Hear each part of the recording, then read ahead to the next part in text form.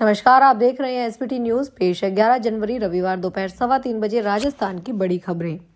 बीकानेर में camel festival के दूसरे दिन शनिवार को धोरों पर रेगिस्तान के जहाज ऊंट ने हैरत अंगेज करतब दिखाए।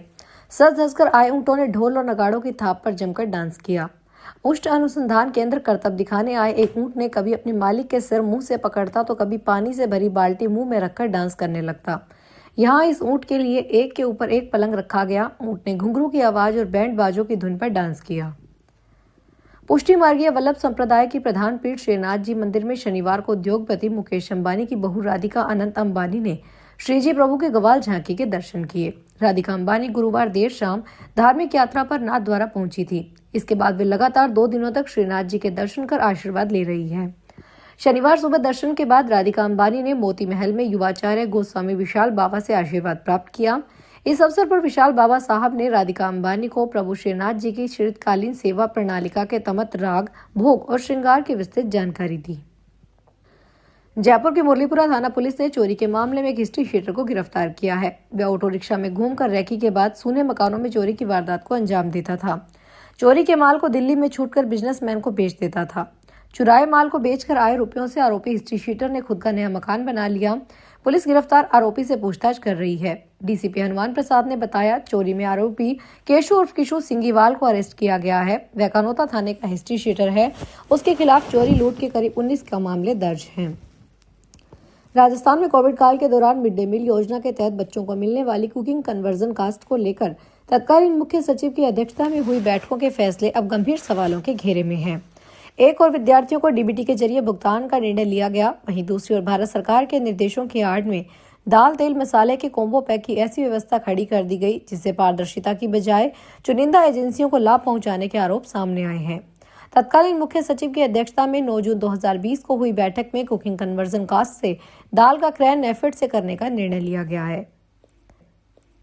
डीडवाना कुचामन पुलिस ने एटीएम लूट के एक बड़े मामले का खुलासा करते हुए 3 आरोपियों को गिरफ्तार किया है। यह कार्रवाई एक अंतर्राज्यीय गिरोह के खिलाफ की गई। पुलिस ने वारदात में इस्तेमाल की गई ब्रेजा कार को भी बरामद कर ली है। पुलिस अधीक्षक ऋचा तोमर के निर्देश पर अतिरिक्त पुलिस अधीक्षक हिमांशु शर्मा और वृत्ताधिकारी डीडवाना जेतू सिंह के पर्यवेक्षण में कार्रवाई की गई। खुनखुना थाना अधिकारी मनसीराम के नेतृत्व में गठित विशेष टीम ने इस मामले को सुलझाने में सफलता प्राप्त की है। राजस्थान के अजमेर जिले में भ्रष्टाचार निरोधक ब्यूरो ने गुरुवार को एक बड़ी कार्रवाई की। इस कार्रवाई में एसीबी टीम ने 11 अलग अलग जगहों पर एक साथ छापा मारा। छापेमारी में परिवहन विभाग के रिश्वत लेने वाले गिरोह का भंडाफोड़ किया।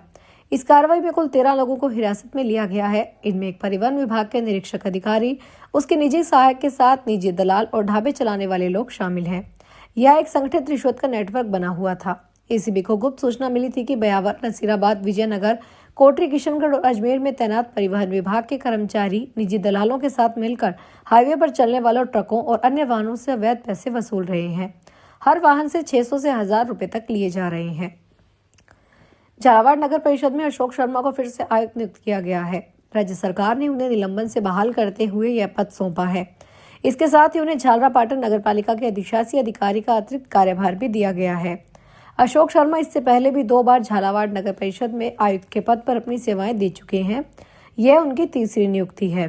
स्थानीय निकाय विभाग जयपुर के निदेशक द्वारा जारी आदेश के अनुसार अशोक शर्मा को 13 सितंबर 2025 को प्रस्तावित अनुशासनात्मक कार्रवाई के चलते निलंबित किया गया था। उनका मुख्यालय निदेशालय स्थानीय निकाय विभाग जयपुर निर्धारित किया गया था। अजमेर में भ्रष्टाचार निरोधक विभाग की ओर से गिरफ्तार नसीराबाद मंडल अध्यक्ष संजय यादव के खिलाफ भाजपा संगठन ने कार्रवाई की है। संजय यादव को भाजपा सदस्यता से सस्पेंड करने के साथ नोटिस जारी किया गया है। देहात जिला अध्यक्ष जीतमल प्रजापति ने बताया, भ्रष्टाचार निरोधक विभाग की ओर से परिवहन विभाग भी भारी वाहनों से अवैध रूप से एंट्री वसूली प्रकरण में मंडल अध्यक्ष नसीराबाद शहर संजय यादव की संलिप्तता पाई जाने के कारण गिरफ्तार किया गया है। संजय यादव का यह कृत्य पार्टी की छवि धूमिल करने और पार्टी के संविधान में वर्णित अनुशासन भंग की परिभाषा से आता है।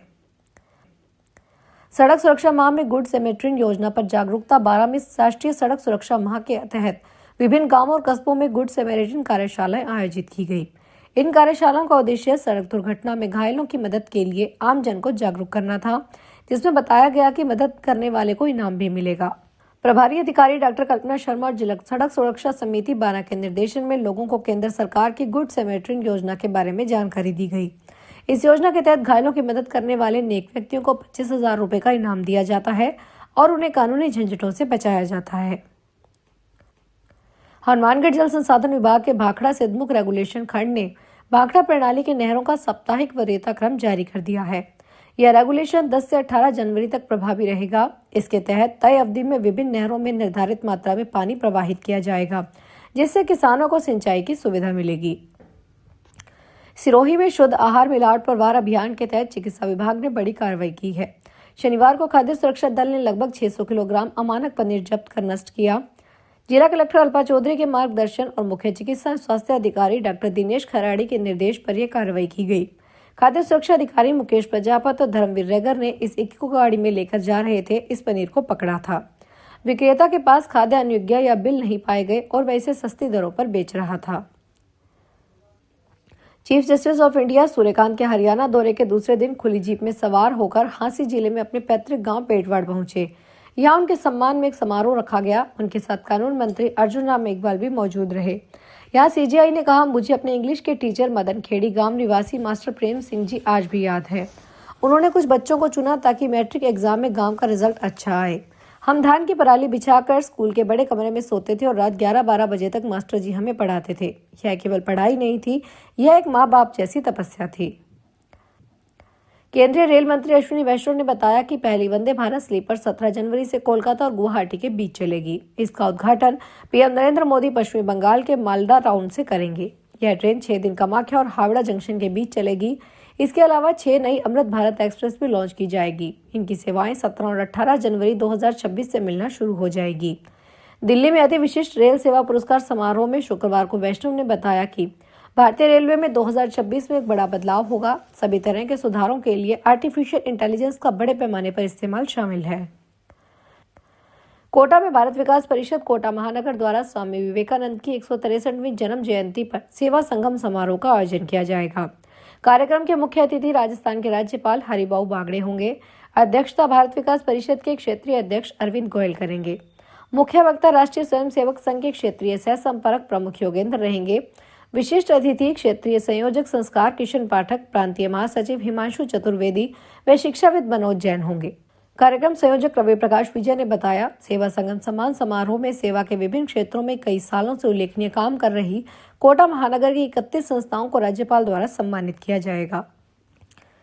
राजस्थान प्रदेश कांग्रेस कमेटी के उपाध्यक्ष रामविलास चौधरी ने कहा कि योजनाओं का नाम बदल देने से न तो मनरेगा योजना और मजबूत होगी और न ही मजदूरों की हालत सुधरेगी। सरकार को सिर्फ नाम बदलने की राजनीति आती है, लेकिन जमीन पर काम करने की इच्छा शक्ति नहीं दिखती है। अच्छी बात तो यह होती है कि विपक्ष से सुझाव लेकर इस योजना को और मजबूत करते। वे उदयपुर में RDTC होटल कजरी में मनरेगा को लेकर प्रेस कॉन्फ्रेंस को संबोधित कर रहे थे। फिलहाल खास खबरों में इतना ही। ताजा खबरों की जानकारी के लिए देखते रहिए SBT न्यूज। धन्यवाद। अगर आप भी अपने आसपास की छोटी बड़ी और महत्वपूर्ण खबरों से अपडेट रहना चाहते हैं तो सब्सक्राइब कीजिए हमारे चैनल SBT न्यूज को और प्रेस कीजिए बेल आइकन पर।